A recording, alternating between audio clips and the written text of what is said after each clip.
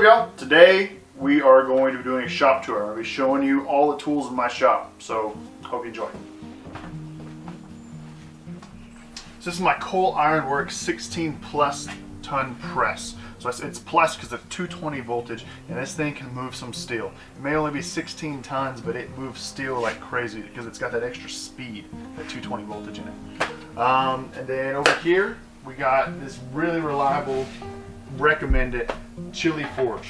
CHILIFORGE, I've been forging out of this thing for a few years now. It has not let me down. It is freaking awesome.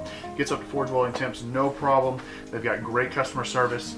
And then miscellaneous tools. You know, I got this big bad boy right here. This is a 660-pound Belgium-made anvil, double horn, and it's over 100 years old, and you wouldn't be able to tell by how good of shape it is. It's got real nice, clean shoulders.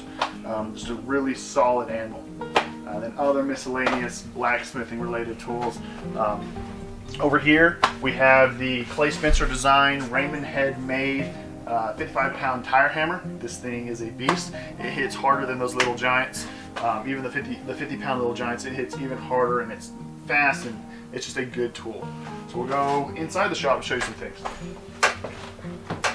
So this right here is my TW90. Super fantastic 2x72-inch belt sander. Comes with all these fancy attachments that you can run off of it, and it's called TW90 because it goes 90 degrees if you ever need it. And I have the surface grinding attachment as well, so that I can hook up on here and have a surface grinder on my belt sander. Right here is the MILWAUKEE Portaband. You know, you don't need a great big bandsaw to do this stuff. This will cut steel no problem. This thing's a little workhorse, and it's got the swag table as well, so I can set it up and cut things flat.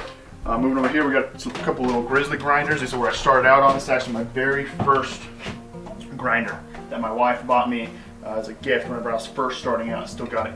And then we got the 2x72-inch GRIZZLY grinder. Good little tool. You know, it does the job. It's very good. I've had it for, oh my gosh, like 5-6 years, and I've only had to replace the switch on it. You know, it's a very reliable tool. We'll go over here. All right, so this is my leather working station right here. As you can see, I'm working on a few leather sheets. I got a big old slab of granite. Got it out of, that's the sink cutout whenever they were putting granite in my house and on the cabinets. Got all sorts of different leather working tools. Yeah, just all sorts of them. Little drill press over here for it.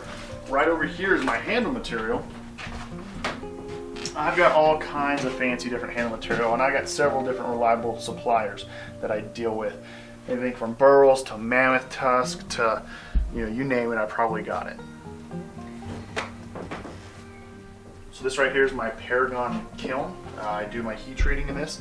It's 220 voltage, and it's just a dream to work with. Paragon's got a great company. They got great customer service. You know, a couple times I had a part or something breaking it, and they sent it right to me, no problem. I called the customer service deal. And it is deep. It goes in there, I forget exactly how deep it is. I want to say like 36 inches, so I can fit some big blades in there.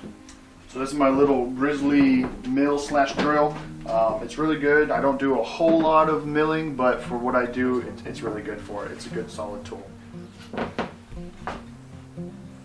gotta look happy. So obviously I didn't show you all the tools in my shop. I showed you the big ones that I use day to day. And no, you don't need all this fancy equipment to get started. You need very little. I have just been able to acquire it over the years, so I hope y'all enjoyed. Take a look at my shop. Thanks.